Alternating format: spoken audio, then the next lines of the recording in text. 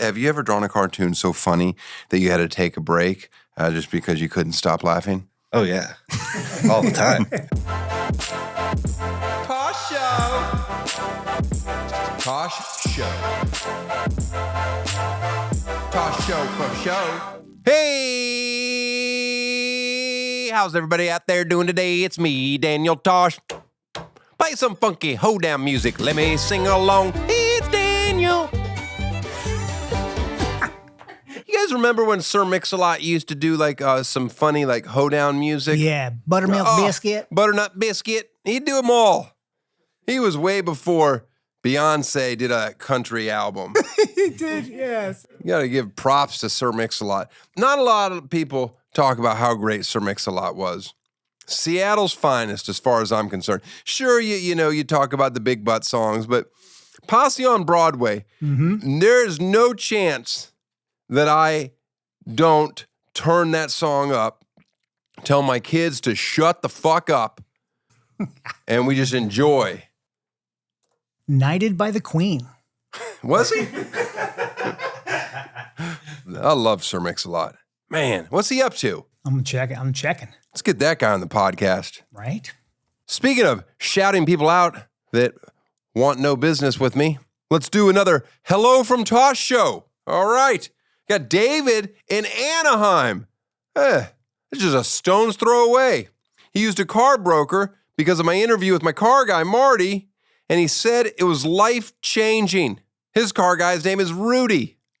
They sound reliable. Rudy, Marty, it's all good people. Well, hello, David. Thanks for listening. Also want to send a hello from Tosh Show to Sarah. She's listening in Washington, D.C., our nation's capital. She's a lawyer. Now, if you would have told me that when I started a podcast, a lawyer in Washington, D.C. would be listening, I would have said, sure. You can listen anywhere. I think anywhere in the world you can listen to this podcast except for North Korea and Iran. That's it. Because of podcast sanctions over there. They don't let Tosh Show, you can't stream it or listen to it in North Korea and Iran. That's a shame. Those people are missing out.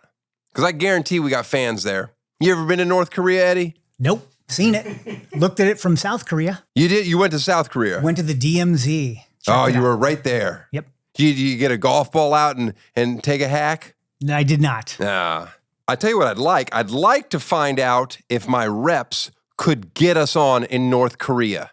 I'd also like to know if my reps would actually take my phone call. It's always a big thing. Oh, they're currently in a meeting. Oh, they're unavailable. Oh, can I have her call you right back? I'll call. Hey. I'll call my manager. Let's see if my manager answers the phone. You think she will? I do. I gotta say my name. Christy Smith's office. Hey, this is Daniel Tosh. Can I talk to Christy for a second? It's an emergency. I don't have her at this exact moment, but let me get her. Let me get her on. Give me 1 second. Okay. Thank you. They always say, "Oh, I don't have her right now. I can't get her right now." It's like she's right next to him, just going like this, going. Hey, Daniel, I can't get a hold of her, but she is traveling. So if you want to try her cell, she should be able to pick up there. Okay, thank you very much. You're welcome. Okay, bye. You want me to try her cell? Yeah.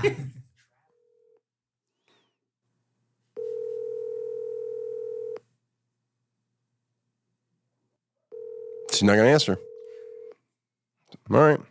So that's what an emergency gets you. Hey, it's Christy. Why didn't you leave a message? All right, let's see if I get my agent on the phone. I'll try to. Hey, it's Daniel Tosh returning. Hey, Stacy's in a meeting right now, but give me 1 second. Could you hold for a sec? Okay. You see that? You say returning. Oh, So good. That's better. That's better than an emergency. Yeah. You think she'll jump out of whatever meeting she was in? Hey, Stacy's on. Hi. Hey, I just want to see if I could get you on the phone. Oh, you never call through my office. Crazy. I know, but I just want. I'm actually on a Zoom call. So Oh. I pick up. Oh, you're the best representation in the world. I always pick your call up. That's nice. That's nice. Not Christy. Could never get her on a call. But you, Stacy, you run things. All right. I have a conference call going on the other line. Do your conference call. Getting ticket counts. Hey, get my ticket counts. All right. Bye. Look at that. William Morrison Dever, Stacy Mark, just always hustling. Christy Smith, Rise Management. I forgot. I actually had a reason to call them, and I completely forgot. I was going to ask them who their favorite political cartoonist is. But I'm not going to call them back because Lord knows I'm going to get 16 phone calls the rest of the day. Everybody's in a panic. I heard you had an emergency. What's going on? That's Christy. Look at that. That's so silly. Hello? What's happening? I was just seeing if I could get you on the phone. You can always get me on the phone. That's pretty good. But I couldn't. I couldn't get you on the phone. Hey. I was going through security at an airport. In fairness, I didn't have my phone with me. As soon as I did, I was back. You're not like ushered through. You don't have some VIP line. You're not doing that new thing underneath. We're not there yet. Oh, I do. No, I don't do that. I don't. And also, I'm flying back from Houston. I don't think they have. You're in Houston? I had to go to a memorial service this morning, and I'm coming back. Ha ha. You're an asshole.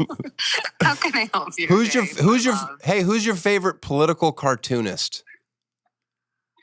Are they about to be on your podcast? Yeah. Just say Ivan. Ivan. All right. Everybody knows Ivan. He's the freaking best. Is he the one that was working in construction and then became the political cartoonist? All right. Don't ruin the interview. I'm sorry. Enjoy. Tosh Show. Guys, I'm reading an ad. Quiet down. Summer is here.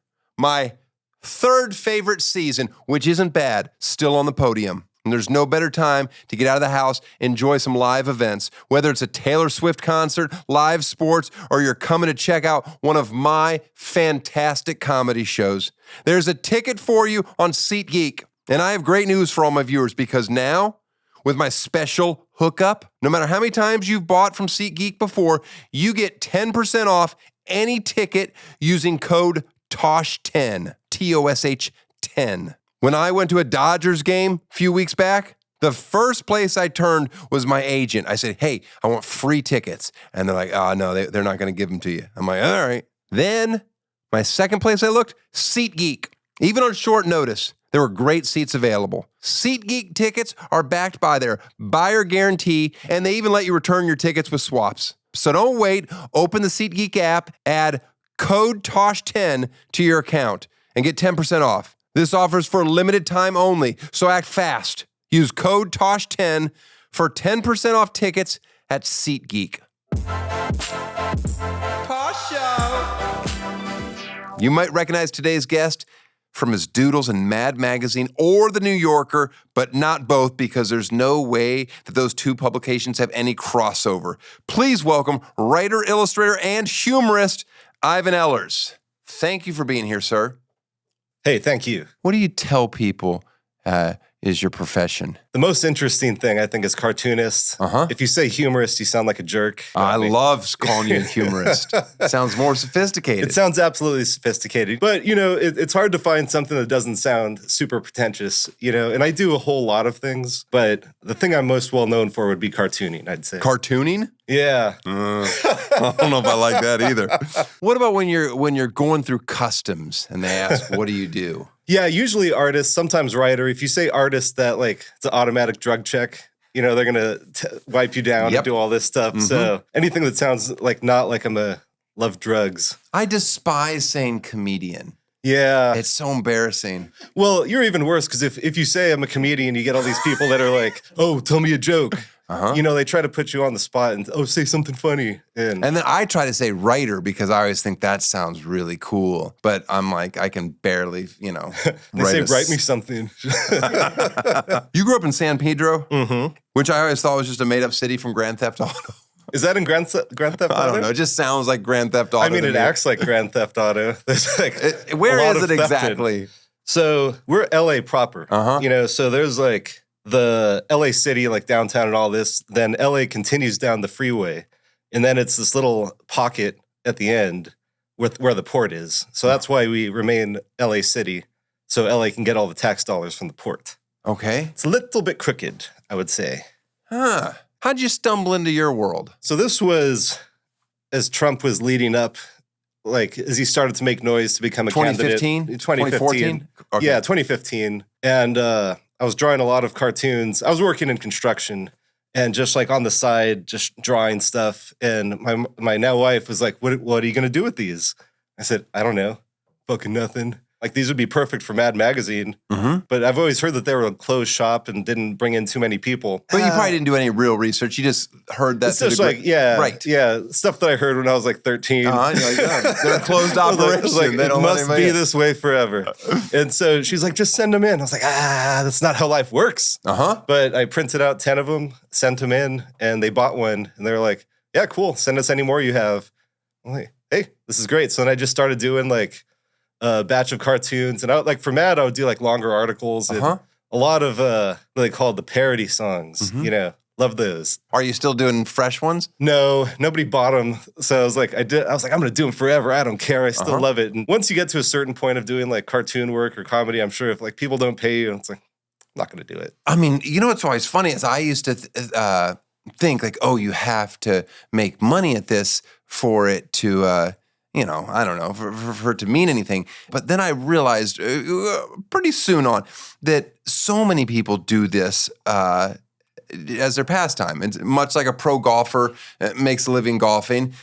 Billions of other people just golf for the enjoyment. Like I knew people that just would perform comedy, open mics, just because that was their, much like doing karaoke. It was something fun to do. And I mean, I never wrapped my head around that because it seemed like torture. Yeah, the karaoke part seems like more fun, but the people that just keep doing it, and like never break through, it's like, it bums me out, man. Yeah, no, it bums me out. But I see like so many people doing cartoons because they love it so much. Like, this is the greatest thing in the world. I'm like, what are you doing, man? It's like, it's miserable. I'm like, they just never get better. And like, they're still doing like weird, like funny little puns that would work like in the 50s. And you're like, man, you gotta like, you know, you get the like people that love comedy. Yes. And that's like, it's a lot. No, I hear you. Do you post everything like on your own sites and stuff like that? No. You know, a lot of people do. So okay. In the past, you would take everything to the New Yorker first, which is like the best, the most prestigious place. And you work with them a lot? Yeah.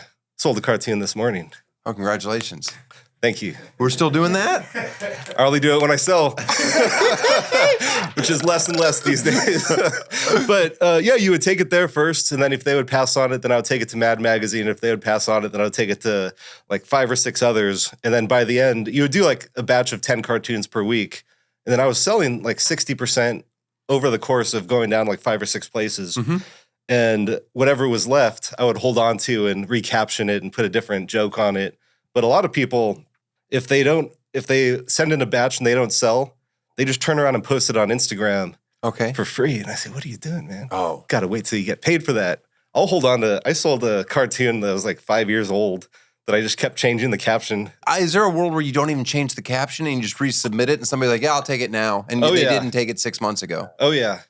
Absolutely. And most of the cartoons that I sell, like for the New Yorker, they have the cartoons that they sell for print. And then they have daily cartoons, which are like something happened this morning or something happened last night, and you do it about something like that. So those ones, you kind of have to draw that day and make it fresh and current. But the other ones, I'll resubmit like every 3 weeks, sometimes. Absolutely. Yeah, once they're already published, then do you promote the old work or no? Usually this is a great deal, like the New Yorker, when they buy it, they usually buy first rights, you know, so...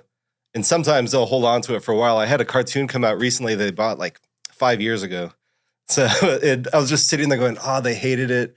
They regretted ever buying it. Like they hate me. Why don't they do this? And then it comes out and the drawing style is completely different and the joke doesn't seem that funny anymore. And they just sat on it for that long? They buy cartoon. They buy about 15 a week. Who's their gatekeeper? Well, they have the main cartoon editor is Emma Allen, a very intelligent, very cool young lady. I don't envy her job. She has to get like 1,500 cartoons a week and whittle it down to like, oh my goodness, the top 100. Mm-hmm. And then she takes the top 100 or so to David Remnick, who's the editor of the New Yorker, and then he picks the final 15 or so that they buy per week. And I get. But are you just thrown into the big pile of 1,500? Where there's yeah. But other contract people that have been there longer and have sold a whole lot, they get a higher rate, and I think they buy more from them. But if somebody were to come in and they were just off the street and they submitted one that they liked, what kind of money could they expect to make off of one publication? So if you sell for print, it's like $750. And then once it goes out, then it gets licensed to a bunch of other stuff. So you could, I mean, some cartoons can make like thousands. I always heard a story back in like the 60s and 70s. This guy bought a house with one cartoon just because it got licensed so much. Shitty house, though. I mean, it was a summer house in like a small area, but still.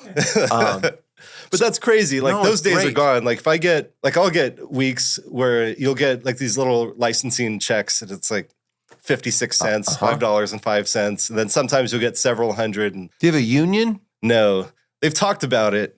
It's been broached, but I think the magazine industry is in kind of sad shape. Because what I like, what our unions will do is all those dumb residual checks that are 10 cents, 15 cents. You can put a thing in your profile that's like, we're not going to send you a check until it totals $1,000 or some version of that, so you don't have to get 9,000 checks for 18 cents. You know, when I first sold to the New Yorker, they're like, do you want to do direct deposit or do you want a check? And I was like, oh, send me a check. And I was so stoked to get a check that says like the New Yorker on it. And it was just like some very tame thing that said like Advanced Publishing, LLC, this and that. I was like, that's not fun. Can't frame that. Are you allowed to put things in that they still have the rights to or no? So the New Yorker, they buy first rights. So once it comes out, I think it's something like 60 to 90 days, then all rights revert back to me. Okay. So I could do anything. But like Mad Magazine buys it outright. So I couldn't put anything that they bought. You're never allowed to use it again. Never allowed. And but see, that's part of the reason why Mad Magazine now, it's they're not doing too much new material. It's front cover, back cover. And or not a back cover, but like the fold-in cover. They're doing new ones of those. And they're kind of colorizing old things because they still have the rights for it. They don't have to pay anything else for it. Every now and then they'll do one or two pieces every 6 months. But they have full rights. So it's, do they call you and say, hey, let's churn out some new stuff or no? Sometimes, yeah. Susie Hutchinson is the lady that's in charge. That she's doing like the job of 10 people to keep Mad Magazine going. And so, did you have to figure out all this shit on your own, or did you? Oh yeah. Isn't it weird how like when you have no like background into it all, you're just like, all right, I'll just figure out how to get into this world. Well, especially really, like just your wife that figured it out. Yeah, as it is with most things that I do. Yeah, but you know, like I am very envious. Like she went to art school and like learned all the business aspects of it and like how to do all these things. And mine was just kind of like sending emails out. And once I got into it, a lot of other cartoonists are really helpful and do kind of like give you pointers and stuff like that. But everybody goes through pretty differently. Somebody describe some of your stuff or read back. Is that cringeworthy to you? Because there's no way they butcher it so badly. Absolutely. Yeah, it's tough. I was trying to think of, I won't quote, but the ones that we were talking about, the concert and the ticket prices. Oh yeah, that one's great. Quote it. I'm not. What was the original quote of the cost of the ticket? $1? 50 cents. 50 cents. Right. That's way better than $1. But man, have you ordered any tickets lately? Yeah. No, the fees. You don't have someone do it for you? No. I'll buy tickets secondhand and just pay through the nose and be like, whatever. But it really is crazy. Like no, it's awful. It's like, oh, people cool, great. This show's $12. You check, it's like $77. How the hell did that happen? I mean, I have people tell me all the time that they won't come to my shows because it's done by Live Nation, and I'm like, well, it's just they're really nice to me. What's your process? Do you text yourself? I text myself. Yeah, I text constantly. myself a lot. I use like the notepad. I don't do function. that. I just text. You just text it? Text it to myself. Then it goes to an actual hard little notebook that That's I pretty have. smart. Then I write in there, and I'm supposed to flush those out. Only 2 per page. That's I give myself some room to add to it. So you write 2 jokes per page so you can leave room to like embellish it? Right. Or? Well, actually flush it out at some point. But if I take it to stage before I flush it out and make progress live on stage, then I fucking bypass that. Can you do that these days? Can you work stuff out on stage now? I have to. Yeah. I mean, it seems like you'd have to. It seems like it'd be way better, but with like people filming stuff and Yeah, no, I mean, it kills it. It's not helppul. Yeah. I had a joke, a previous joke, and it was so problematic in the beginning. It was about slavery and how I was kind of impressed by it. But in its infant stages, it was like, on nights things like that don't work. It's bad. You're like, please don't film this. Yeah. But is this profitable? You can make a full living just off of the cartoons, or do you have to do some other things? I have to do other things. Mm-hmm. Yeah, I'd say at this point, about half of my living probably comes from cartoons and like humor writing, I would say. And then the other half I do like graphic design, copywriting, illustration. Does New Yorker pay the best? Yeah. That's good. Yeah, for a while, Playboy paid better, but R.I.P. Yeah, because Hugh Hefner really loved cartoons. He cared very much about it. He really did. Cartoons and boobs. Not a bad combination. But yeah, it's harder and harder. Every day more and more people try to get into cartoons. There's a lot of people that would have in the past just been hobbyists. And, I could do that. Sure, let's do it. Like computers make it a whole lot easier, and AI art is making it easier. And like you could always spot it from 10 miles away. You can. If someone did. Oh, yeah. I mean, on the most part, maybe someone gets really slick with it and can fool me. I lost like 40% of my illustration work to AI already. Oh. Which is ridiculous. But you see like the drawings are really bad that they put out. And I know they're going to be better, but the fact of the matter is a lot of these people don't care. Like the producers that are buying it don't care. They can't tell the difference. Like only other artists look at it and go, "Oh, that looks shit." Okay. But like a lot of other people look at it and go, "Huh." What do you care more about on your work? The joke or the art? I would say the joke is more important. I like that to be better, but I feel miserable if the drawing's not good. Do you secretly want Trump to win? No. Here's the thing. Whenever I have to do cartoons about him, I have to stare at his face for like an hour at a time while I'm doing this damn drawing. And it's just like staring into the face of hell for all these little crummy details. I mean, but was he good for business for you? Oh, he was great for business. Yeah. It's fantastic. Yeah. I mean, say what you want about Trump. I mean, one of the greatest political minds we've ever had. Yeah. I mean, he figured it out. He figured out what you can get away with and just like kept doing What do you mean stuff. you can get away with anything? That's what he figured out? Everyone else is like, "Oh, you can't do that." He's like, "The fuck you can't. Watch this." Yeah. No, I don't have any problem with Trump. None whatsoever. Just anyone that believes a thing he says, I just find just utterly fucking annoying. Yeah. Do you think Donald Trump's ever seen any of your cartoons? Oh, I know that he's seen my cartoons. Yeah. That's probably the only thing he reads. Yeah. So I know because a friend of a friend worked in the White House, and part of the duties of like when the president is a sitting president, they have people print out everything on the day that is concerning them that has their name in it, that has image or anything. But for like bigger venues like Mad Magazine or New Yorker, they would have to print it out and show it to him and be like, "Here's this. This came out today. This came out today." And he would just sit there going, So that filled me with a little thrill. Like, yeah, that's great. Do you have anything in chamber for the re-election? Yeah. I have a bunch of stuff that didn't sell last time around. Do you draw everything by hand? I used to. I was really like anti-technology for a while. Then I got into it and it's so much easier and so much faster. So usually like if I do a batch, I'll do it all digitally. And then if someone buys it, then I'll do it by hand. So that way you have an original to sell. Do all of yours visually have a style that's like it's recognizable that this is your work? Like, or do you ever, are you handcuffed by that, or can you branch out and be like, no, I'm going to make this one look completely different? That is a wonderful question, and it's something I've been struggling with for a long time. I think that I have no style. a lot of people like Doesn't sound good. yeah. Well, I would say that I don't have a distinct style. Okay. And I was an illustrator for a while. I would take a lot of illustration gigs, and a lot of people would say, like, I want this to be done in this style. I want this to be done in that style. So I've always been able to kind of draw in most styles. And so I feel like for a long time I would do that with cartoons, like whatever the joke needed most. Like, this has to be a very simple drawing for this joke, or this one needs to be a complex drawing with like great perspective and all that. So I would switch it up for the as the need demanded. As everything, you're like, oh, I've written one for that. There- Do you associate everything with your comics at this point? Yeah, there is a lot of stuff. Like, if anything happens, I'll sit down and be like, write down a little note and be like, that'll be perfect. We have a few cartoonists who we all talk to each other and like share batches and things. Mm-hmm.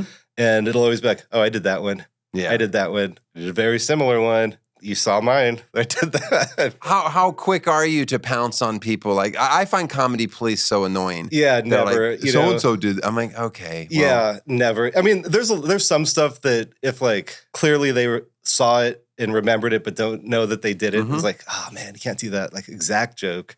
But most of the time, there's subtle differences. Is there people in your biz that you're like they're just known for being blatant? Oh yeah. Uh-huh. I shall name no names. No, sure. But they're out there. A lot of these cartoonists have been passed on for like generations. They've owned their whatever their strip is. Yeah. When somebody does something problematic or says something horrible, and you know they're going to be ousted, do you like immediately like contact them and like try to get their space? Is that well? You're something? talking about like newspaper comics. Yes. So usually not like that's Okay. like that's typically owned by like syndicates. And if So there's no breaking into that world? it's very difficult. I mean, that goes hand in hand with newspapers. So No. the more that the newspapers are going away, the less viable it is to make a living. Because before, if you would do like a comic strip, that would be syndicated, and you wouldn't do it for one newspaper. You would try to get it into 300 newspapers or 500 newspapers. Okay. So that's where you make money. And nowadays, it's If just a like- newspaper cost $1, how much trickle down money can there be? well, that's the point. Is like, and have you bought a newspaper lately? Very expensive. What do they cost? What do they cost?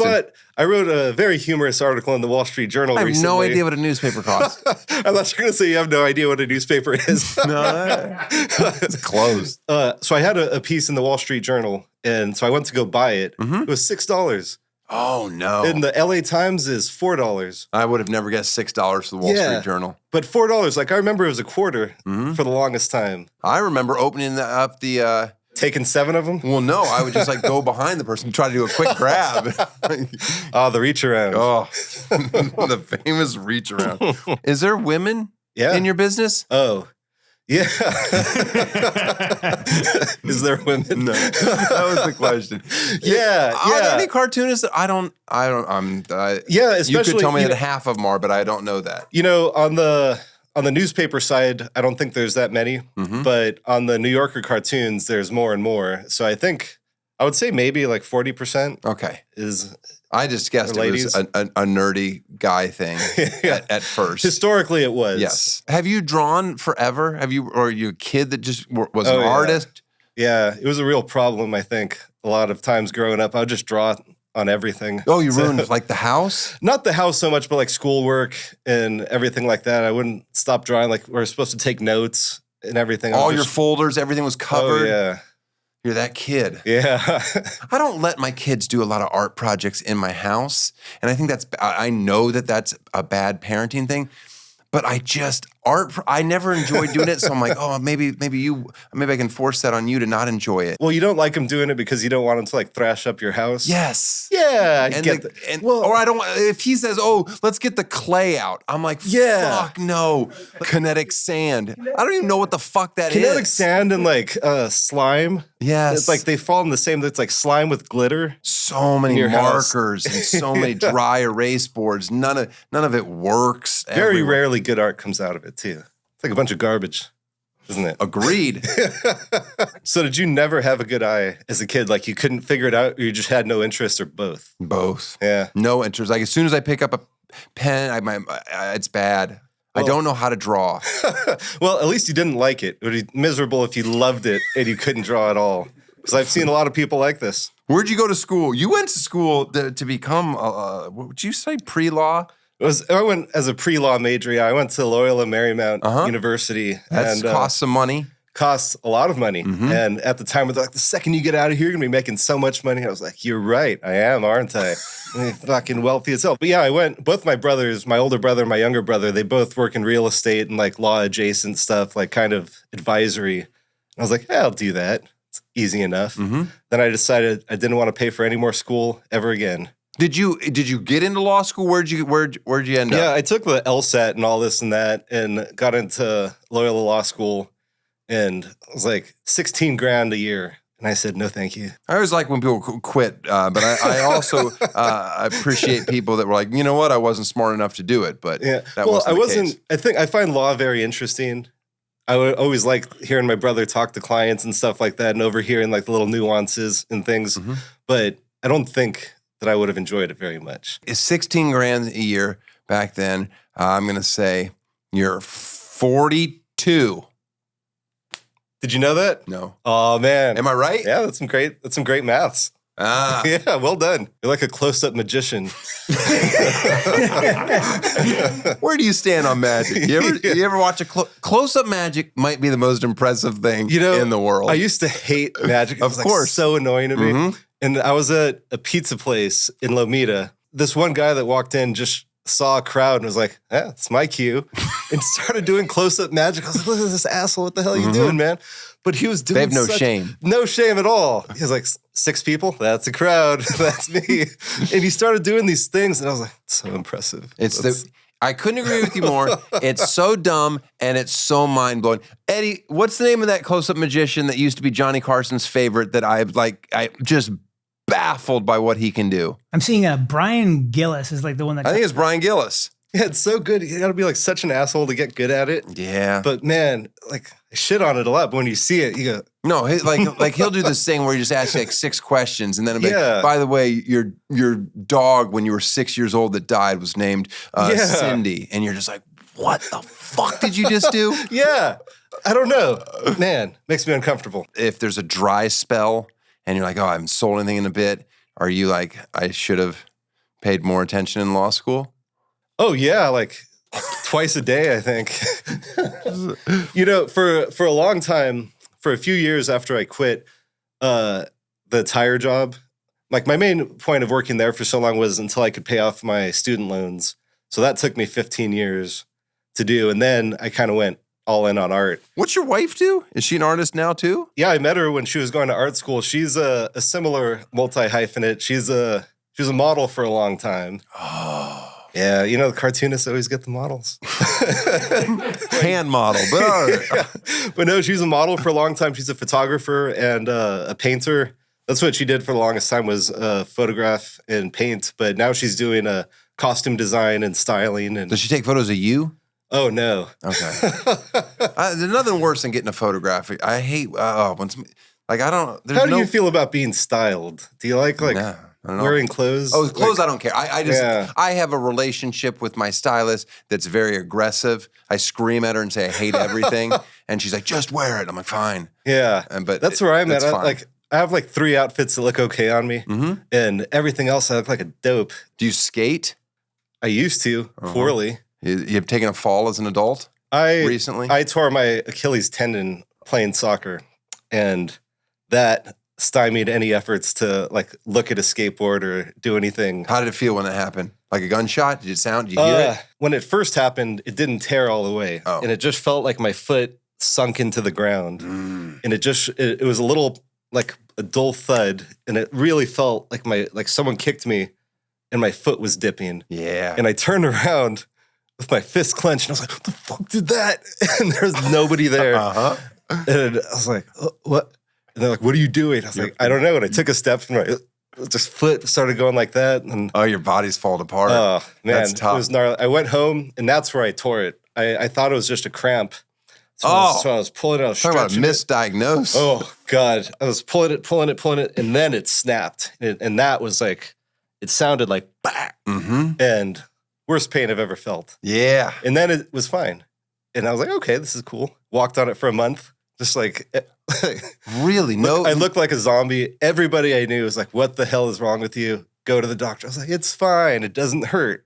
And yeah, then when I eventually what went. happens if you just never treat it? You just have a gap and basically it doesn't connect, so you can't do a lot with your foot. So you just have to like walk, look like a pimp kind of. But eventually I got it fixed. I needed a 9-centimeter cadaver tendon put in there. You're half ghost. Do you believe in ghost, Ivan? Ghost agnostic. Mm-hmm. I'd like to. Sure, we'd all like to. Be pretty cool. It'd be amazing. It'd be the best day ever. The day I see a ghost is the day like I change my life completely. I'm like, all right, well, that was because you're like well against them, right? You think it's foolish to. No, I don't. I feel like that's too. I'm fine with other people believing them. Yeah, I don't believe them because it's like, yeah, it's not real. Yeah. Have you ever drawn a cartoon so funny that you had to take a break just because you couldn't stop laughing? Oh yeah, all the time. Wait till you see what I brought you. Let me see what you brought me. Yeah. So this is a special gift. Mm-hmm. I get to reveal. It's bespoke. Mm-hmm. Look at this. God damn it. Do you believe in ghosts? How pretty is that? And he's a ghost, you see. In fairness, I find people explaining comedy to be very funny. I always have. That's really good, by the way. I love it. You're a difficult guy to draw. You're a good-looking fella. You have no like major malformations on your face. You don't have a big bushy mustache. Like easy as hell to draw Trump, but you're more difficult. Wow. What are some of your favorite comics growing up? I was like The Far Side. You ever read that? Of course. Calvin and Hobbes. Peanuts. Why did Calvin and Hobbes transition into just peeing on different truck emblems? Pissing on Ford. Why Ford? Wasn't it? I've always said I'd rather push a Ford than drive a Chevy. Yeah. I do have the answer for that question. What is it? He always refused to let his stuff be licensed for like stickers or plush dolls or anything like that. Okay. And so because he didn't do it, they filled in that void. So people started making their own stickers. And then they started making like Calvin praying stickers. And then, the next natural step is Calvin pissing on things. So they started doing that and they tried to fight it, but it was just dudes like printing it. So they've never profited off of these peeing things? Yeah, no, it's all just other people that figured out people wanted Calvin stuff under any circumstances. I give everybody a gift on the show, just something from my house that I'm getting rid of. But this is what I thought you might need. My old shredder. Hey, thank you. Will you? Do you shred stuff? Do you have problematic stuff that could be laying around your house if people found? That's a recipe to ask people to break into my house. No, don't do that. Thank you very much. Oh, that thing's look, it's dirty. There's still stuff in there. You piece that together, I guarantee there's jokes that I've written a few bad words on. A friend of mine used to live with Jack Handy, and they said that after he moved out, that they would find little note cards all over the house of all the jokes that he had like started to write. Yes. And leave them around. There's like hundreds of them. I'm so embarrassed of exactly what you're saying. Yeah. Oh, there's nothing would upset me more than knowing somebody went through my journals of jokes and was just like, this is fucking garbage. I'm like, it's the delivery. You have to understand. I was going to deliver it different. Talk shit about some of newspaper comic strips. There's some absolute trash comic strips. So like in the morning, I read the newspaper and I read it on my computer, and my wife is sitting like 20 feet over there in the living room, and she just hears me going, why is this funny? This is a joke? What the hell is this? And like just talk trash about 85% of the ones in the newspaper. What do you hate most in the newspaper? I don't know the names of these ones. Like there's a few, like I read Jumpstart. That's a good one. What about Heathcliff? You like Heathcliff? Heathcliff is fantastic. Have you been reading that recently? No, of course I haven't been reading Heathcliff recently. Like that. So I don't know the exact story, but it seems like the guy who did Heathcliff originally died or stopped doing it. And it seems like his nephew or someone like that is doing it. I don't know if he's trying to trash the project, or if he's just trying to be like avant-garde, or if he's just really weird. But every joke is like, ha ha ha, I love meat. And Heathcliff will be wearing like a helmet that says meat. And then someone will be like, hey, that dude loves meat. Like, that's the joke. But it's like, but he'll do like a variation of that for like 3 weeks in a row where it's like, oh man, that dude loves meat. And they're like, what's he doing? He's thinking about meat. Like, is he lazy? Is he avant-garde? Is he just like fucking with everybody? It is funny when these families like take over the previous generation's work, and then they're like, well, they would never sell this to television. And now somebody's, what was the show like? Was it Archie? Yeah. That became Archie a TV. and Jughead. Yeah, they made Like whatever that city is that they live in. Yeah, what's that show called? Riverdale. Right, like they like the new owners were like, you know what, we're gonna make this young and hip. Fuck it. Yeah, well, when you're pitching shows, if you have like a known IP, even if it's something like Archie, you're like, we're looking at it, it's grim and gritty. It's dark. Everybody knows Archie, but not like this. Mm-hmm. You know? By the way, like sold. Wednesday. You just did it. How is Andy Camp? Still beating his wife. Still, I think he is like he's still like a drunk guy that like screams at her. It's like, shut up, and she hits him with like a bedpan. It's crazy that it's like, you know, it seems like that would have died out in like the 80s. 2024. But they're like, you still got it. What's the deal with the Dilbert guy? Everybody hates him. You know, even before he started doing like this stuff, I know a lot of comic people that do newspaper stuff like on the same syndicate. Okay. And everyone said he's just like the biggest dickhead on the planet.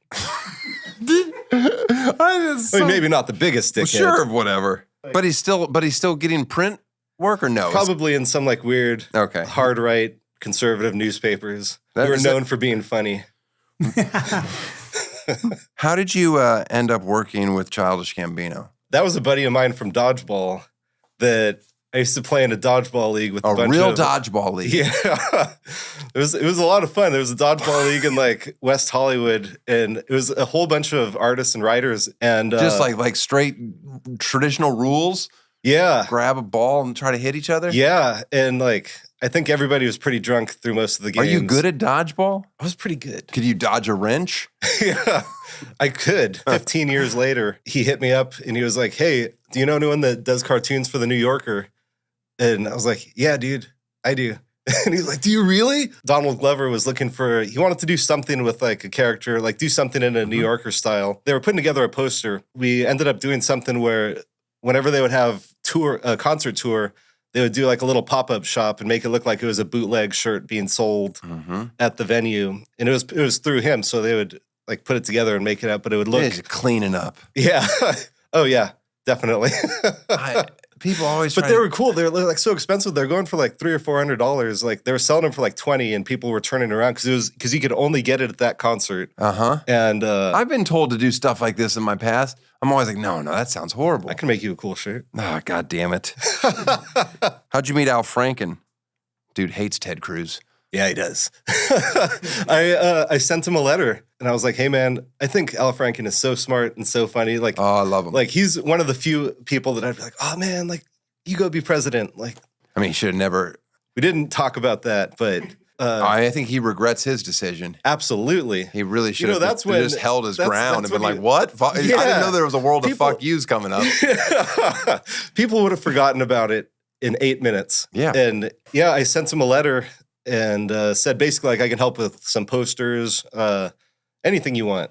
And did a Zoom, and he mostly wanted to talk about cartoons. And he's like, I got some great ideas for some cartoons for the New Yorker. So I was like, yeah, let's talk about like some politics stuff. Like, you want to do this? He's like, no, don't want to talk about that at all. No. But he did have many funny stories about Ted Cruz. I was never a big SNL fan, but God, I always respected the fact about myself. I was like, I just loved Al Franken. Yeah. I was like, this guy's the funniest person ever. Yeah, he's so sharp. God, he's funny. And a very good artist. He draws Ted Cruz very well. He really does. I think he sells cups with a drawing he did of Ted Cruz when they were sitting in the chambers. And he was just sitting there going like, you fucking asshole. Like drawing. Fucking so stupid. You ever done caricatures at like a bar mitzvah? Oh, yeah. You have? Yeah. Oh, that was a joke question.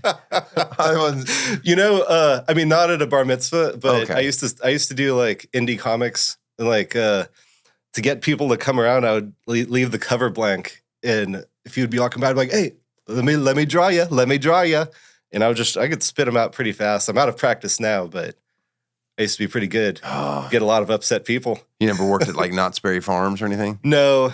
My biggest fallback, I always figured if everything failed, I would get into cartooning. And just how I got into cartooning. But if everything... That's the best fallback. But if everything, including cartooning, fails, then it's like Venice Beach, just like drawing caricatures. Oh, but Venice Beach today versus Venice Beach like even 10 years ago, it's just way more scary and fun now. Is it? Oh. That's good. I haven't been It's so down sad. to Venice Beach. It's sad and depressing. I avoid Venice Beach and Hollywood and most places. Ivan, thank you for being here. I appreciate it, and I look forward to laughing and reading all of your future work. Thank you so much. Thank you. It was a real pleasure. Tosh Show. I want to thank Ivan for being on the show. I appreciate the cartoon that he made for us. We're going to hang that up here in the studio. Speaking of cartoons, Ivan didn't bring up the fact that one of the original executive producers of the hit TV show Brickleberry. You guys remember that? 3 seasons, 3.5. Back when Comedy Central was a force, not the pathetic shambles that it currently lays in. What's going on over there? I thought when they brought back Jon Stewart, I thought, sure enough, there's going to be a phone call in the next day or two. Hey, we want to apologize to you, and we really want to bring Brickleberry back. We got some new dates to plug. We're going to be at the Shumash Casino. That'll be fun. We're going to be in Las Vegas, the Cosmopolitan. We've got 2 shows there coming up. We're going to be in New Orleans, and we're going to be in Hawaii. Oh, we love to go to Hawaii. Another episode of The GOAT drops. Get her done. We got boyswearpink.com. Get her done. You know that I originally came up with Get Her Done, right? Yeah. I was hanging out with Dan Whitney back in West Palm Beach, and I was like, he was saying something funny about Tom Ryan, and I said, get her down. He goes, oh, I'm going to use that. I said, don't you dare. That'd be funny if that was true. If I was the original Get Her Done. I should just start doing that. Yeah, that'd be funny. You know, comics always get so, if you ever steal material, oh my goodness. People love to talk about it and comics love to talk about it. But it'd be funny if I just started stealing that. And Dan's like, hey, what are you doing, man? You know, Dan Whitney's Larry the Cable Guy. He calls me. He's like, you can't just start saying Get Her Done. I'm like, I'm doing it. I'm going to do it. I'm going to do it constantly. You stop me. You can't stop me from saying Get Her Done.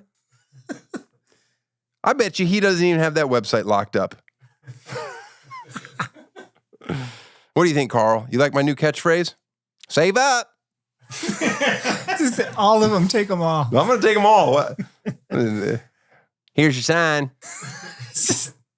No, that's just all those guys.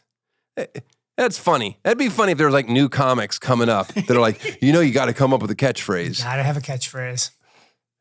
Doesn't matter. Get her done. Finally, my son, one of his wonderful bedtime stories.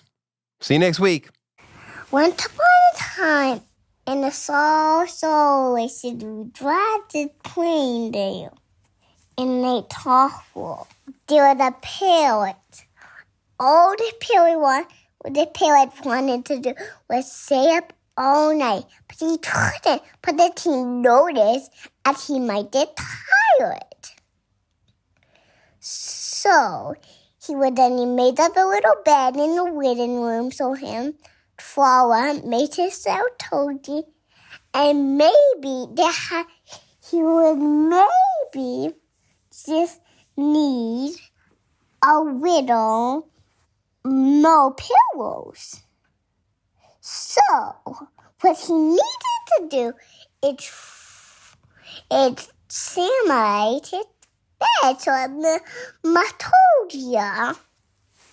But chances, he waited and waited, and then he didn't know, but it would then be he was hungry. So what he had to do is make himself at a table, and he would lay on a table, and then he was so tired that he couldn't eat any more soda. The end. But Oh. You can't say the end and then say but. This is a two-parter? Yeah? the end. Okay. The second part is just real short. Tosh Show. Tosh Show. Tosh Show for show.